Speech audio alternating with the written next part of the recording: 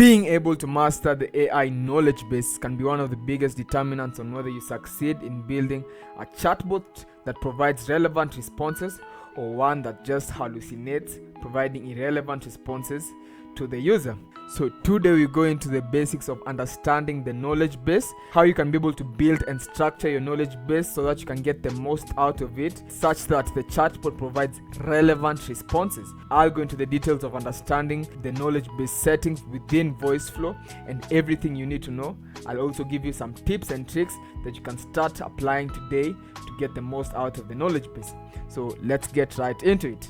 So I'm here in VoiceFlow and this is in the knowledge base section, and you can be able to add documents, URLs, so that they can be able to serve as a knowledge base. So for that you click add data source and you can see the various structures that we're able to use. So you can use URLs. So what you can do here is when I click on that, you can go to whatever company that you're building the chatbot for and go into every single page of their company and take that URL, come and paste it in here, and each URL occupies a single line. So for example, I could go to a website like this. They are an insurance company, also they also do some investments. So you can copy this URL, come and paste it in here, then enter, add another URL. So I can go to our products page. Let's start with life insurance. Then I copy the entirety of that URL, come back to VoiceFlow and paste it in there, and I do the same thing for each single page that they have within their website. And this enables the VoiceFlow to be able to scrape the data that's within this website and to use that data as the knowledge base. So yeah, that's one way.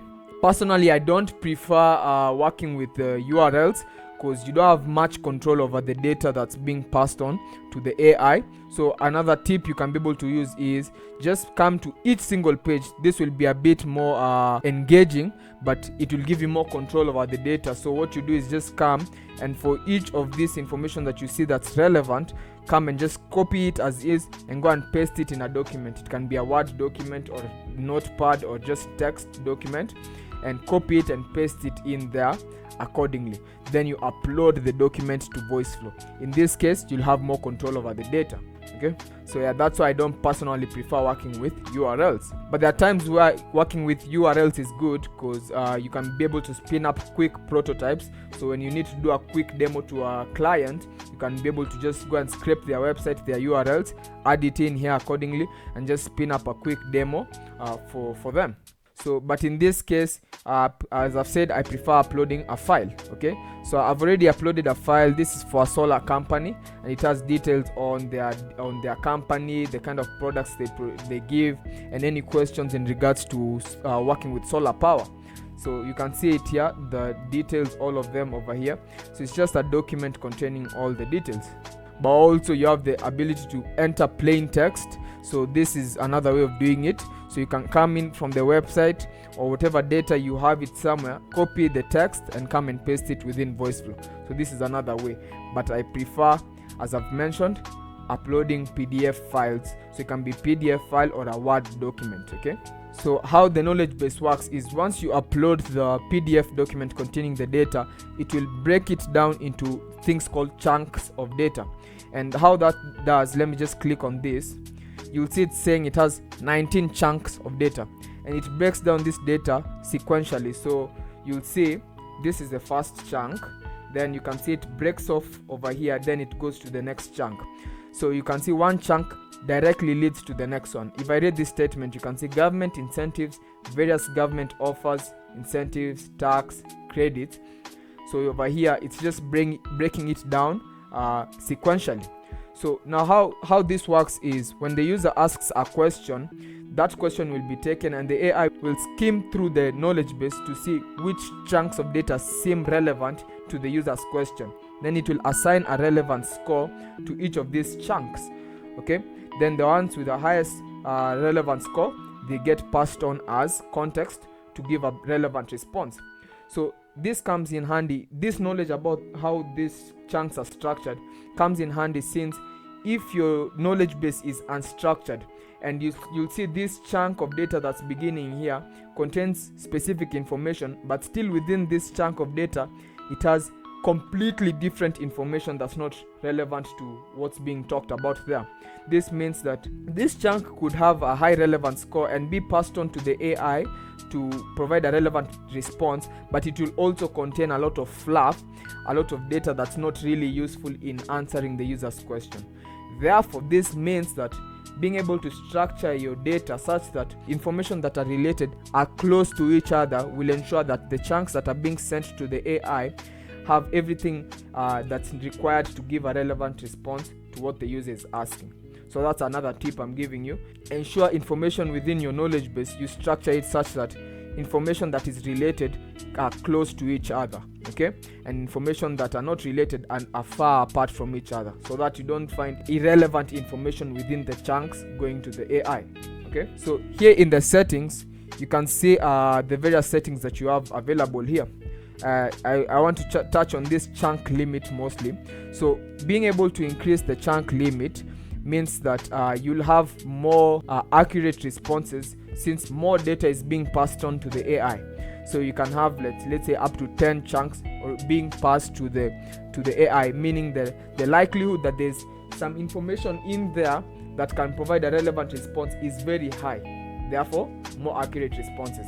The less chunks that you give means less accurate responses, but also you consume less tokens.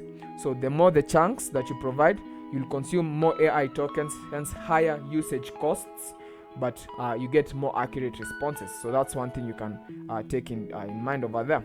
Then there's a system prompt over here. You won't really be working with this mostly, because in the response AI step that you're going to be working with, let me just go to the workflows here. There's a feature to override the prompt settings and provide your own system prompt for that specific scenario. So if I can quickly just bring a response AI over here, let me zoom in. You can see in the knowledge base here, this is the place where you're able to have the AI provide responses based on the knowledge base. You'll put in the user's question here, that would be last utterance. That can be in the last utterance variable or wherever you've saved it. Then some simple instructions you can give. Then you can override the prompt settings and give it a system prompt.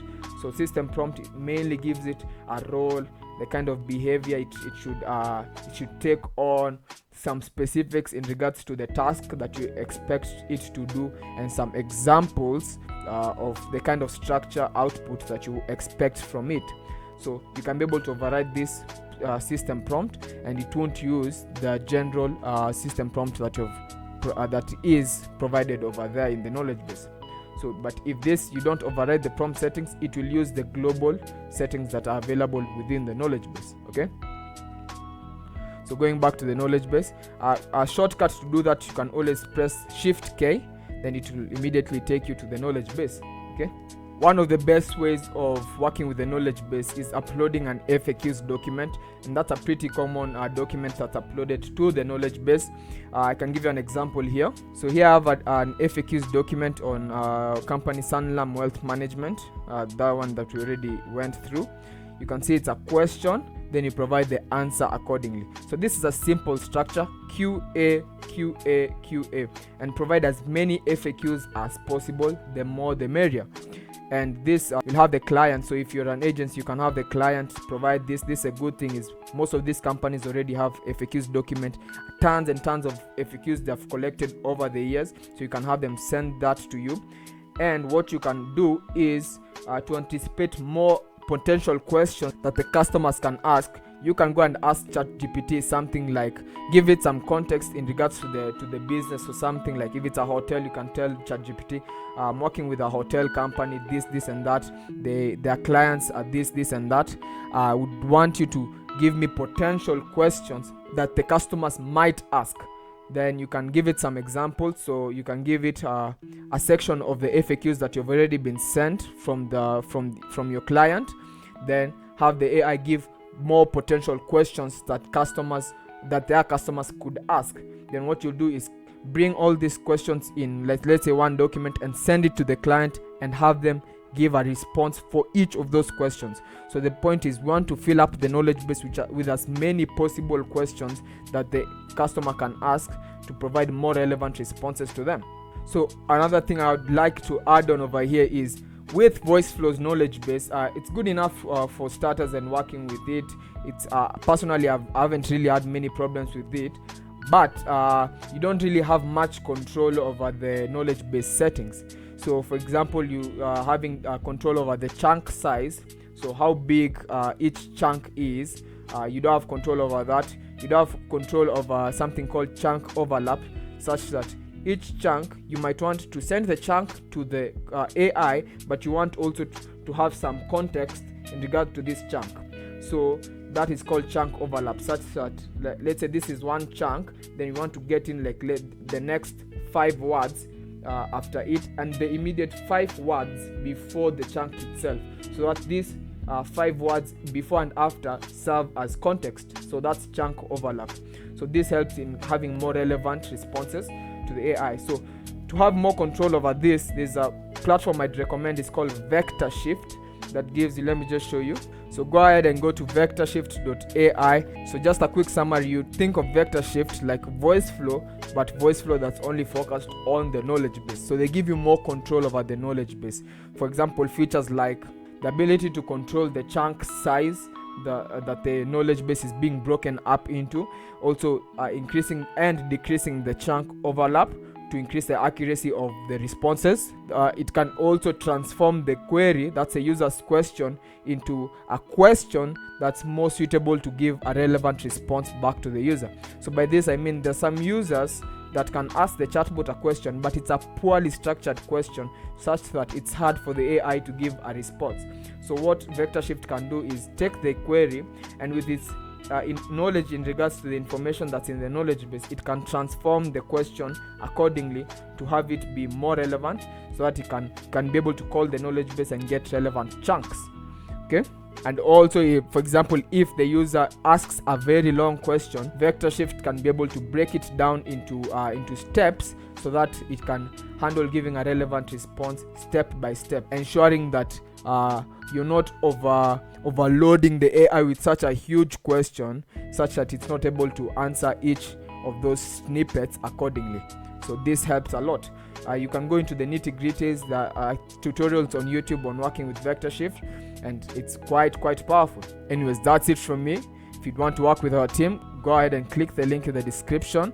You can visit our website and book in a meeting with us. Anyways, till next time, stay survey. Peace.